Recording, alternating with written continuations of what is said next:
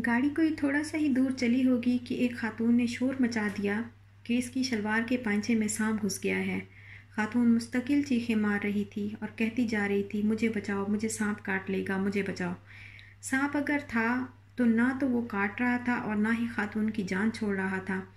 औरत ज़ात थी, मर्दों का इसको हाथ लगाना भी मुनासिब नहीं था। आखिरकार बस रोकी गई और ख़वातीन के हौसले और हिम्मत से सांप वाली खातून को सड़क पर उतारा गया। वो बदस्तूर चीख रही थी। किनारे पर देहाती लिबास में एक जवान आदमी खड़ा हुआ था। हाथ में एक दरमियाने साइज का बक्स था। वो भी इस तमाशे को देखने वालों में शरीक हो गया। सांप वाली खातून को ख़वातीन ने नीचे लिटा दिया और एक छड़ी से शलवार के ऊपर ज़ोर ज़ोर से वार लगाने शुरू किए।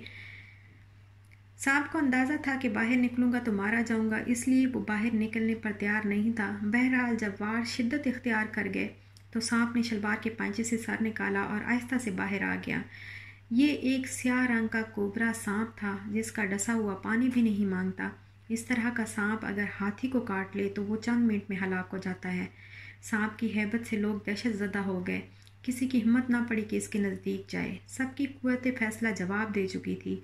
सांप को कैसे मारा जाए, क्या किया जाए, इसके ऊपर से बस गुजारी जाए या इंतज़ार किया जाए कि वो किधर का रुख करता है। खौफनाक आंखों वाला सांप फुनकार रहा था और चारों तरफ देख रहा था जैसे किसी को तलाश कर रहा हो।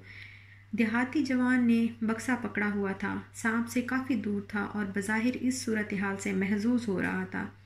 बस के एक मुसाफिर ने दावा किया कि इसके पास एक ऐसा दम है कि सांप अंधा हो जाएगा, फिर इसको आराम से मार सकेंगे।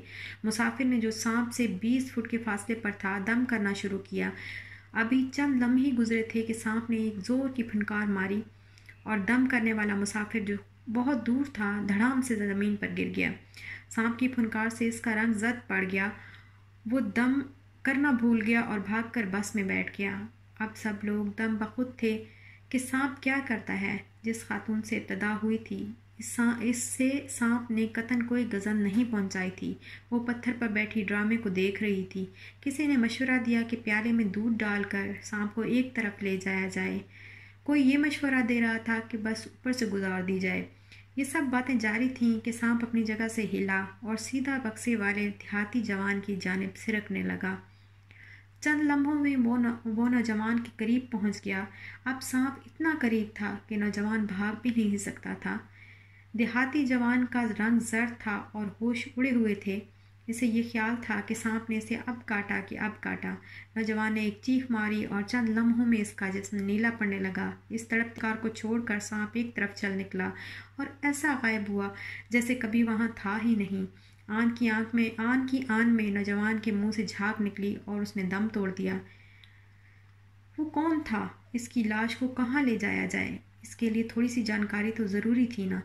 पराए सामान को हाथ लगाना वैसे तो मुनासिब नहीं होता, मगर जवान के जिस्म पर कोई ऐसी काबिल शनाख्त शय नहीं थी जिससे पता चले कि वो कहाँ का रहने वाला है। मजबूरन इसका बक्सा खोला गया ताकि इसमें इसका अता पता मालूम किया जाए। जब बक्सा खुला तो लोगों की मारे हैरत और खौफ की चीखें निकल गईं। बक्से में कोहनी तक कटे हुए 2 बाजू थे। बाजुओं में फंसी हुई सोने की 8-8 चूड़ियाँ थीं। ऐसा दिखाई देता था कि नौजवान ने कहीं डाका मारा हो और जल्दी में उजलत में वो चूड़ियाँ जो हैं वो इस बाजू से नहीं उतार सका होगा और उसने वो बाजू ही काट के अपने पास रख लिए होंगे कि आराम से बैठ के मैं चूड़ियाँ उतारता रहूँगा। नज़दीकी थाने को इतला दी गई। पता चला कि अभी अभी वारदात हुई है और किसी ने सोने और दीगर अशिया को लूटते हुए एक औरत के बाजू काट लिए हैं। वहाँ मौजूद मुसाफिर अल्लाहु अकबर पुकारने लगे और कहने लगे कि ए अल्लाह, तूने किस तरह जुल्म का बदला ले लिया और जालिम को इबरत का निशान बना दिया। तो अल्लाह ताला की ज़ात अपने बंदे का बदला ज़रूर लेती है। बस ये थी मेरी आज की एक छोटी सी कहानी और एक वाक़या, सबक आमोज़ वाक़या। और कैसे हैं आप? अल्लाह ताला आप लोगों को खुश रखे, आबाद रखे। यहाँ पर मैं बना रही हूँ टिक्कियाँ, क्योंकि आज मेरा मूड हुआ कि हम जो है टिक्कियों वाला ना वो करें, टिक्की चाट खाएं। तो फिर बस वही मैंने टिक्कियाँ बनानी शुरू कर दी। इसमें पहले से सारा कुछ रेडी करके रखा हुआ है जो उसके ऊपर डालना होता है। और बस अभी वही टिक्की बनाने की जो है वो तैयारी कर रही हूँ। मैं टिक्कियाँ बना रही हूँ। आलू वगैरह मैंने बॉईल करके उसके अंदर मैंने अनियन और हरा धनिया डाल के बाकी मसाले वगैरह डाल दिए थे, गरम मसाला, नमक, मिर्च और थोड़ी सी काली मिर्च भी। और बस अभी इसकी टिक्कियाँ बना लूँगी। और ये मैंने पापड़ी के लिए जो है मैंने आटा गूंद के रखा हुआ था, डो बना के रखी हुई थी।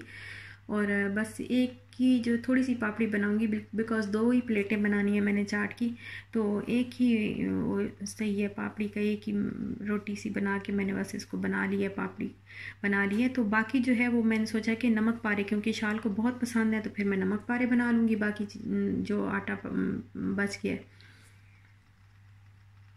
तो उसके फिर मैंने रोटी सी बना के तो फिर नमक पारे काट के तो वो फ्राई कर रही हूँ। और इशाल बहुत शौक़ से खा लेती है ना, तो मैंने सोचा कि चलो फिर मैं घर पे ही बना लूँ आज। वैसे भी डो तो पड़ी हुई है तो फिर घर ही बना लूँ। वैसे हम बाहर से लेके आते हैं अक्सर इसके लिए।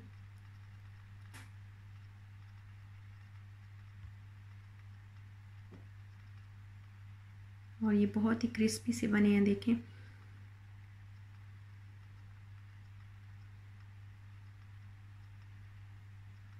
ये देखिए ये रेडी हो गए हैं।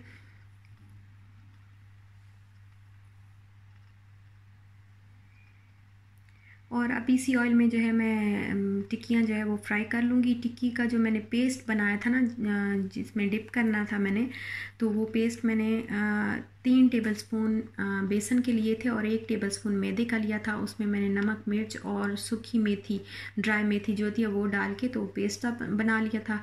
उसमें मैंने वो टिक्की को डिप करके तो अब मैं इसमें फ्राई कर रही हूँ।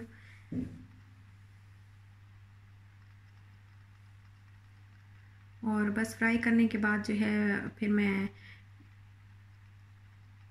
ये इसके ऊपर 2 टिक्कियाँ मैंने रखी हैं और फिर बस इसके ऊपर दही वगैरह डाल के तो मसाले वगैरह डाल लूँगी। और पता है क्या, मेरे पास मैंने बहुत देखा तो इमली की चटनी ख़त्म हुई थी। मैंने ग्रॉसरी कॉल की कि आप ये सामान ले आए, तो वो बाकी सारा सामान तो ले आए, लेकिन जो है इमली की चटनी वो फिर इमली भूल गया कि मैं चटनी बना सकूं।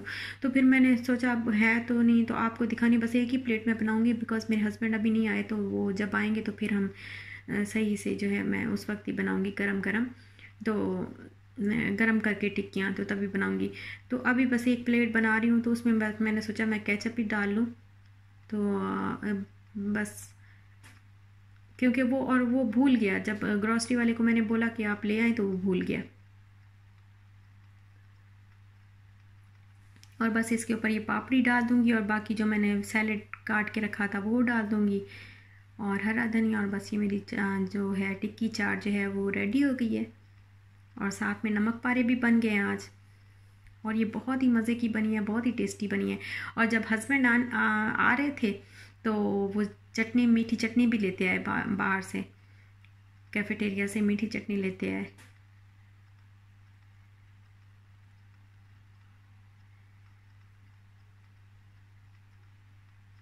उम्मीद है आपको अच्छी लगी होगी मेरी बातें भी और मेरी टिक्की चाट भी। अच्छी लगी हो तो लाइक, शेयर, सब्सक्राइब करना ना भूलिएगा। और अब मुझे दें इजाज़त। इंशाल्लाह मिलते हैं फिर नेक्स्ट व्लॉग के साथ। अपना भी ख्याल रखिएगा, अपने प्यारों का भी ख्याल रखिएगा। इंशाल्लाह मिलते हैं नेक्स्ट व्लॉग के साथ। अल्लाह हाफिज़।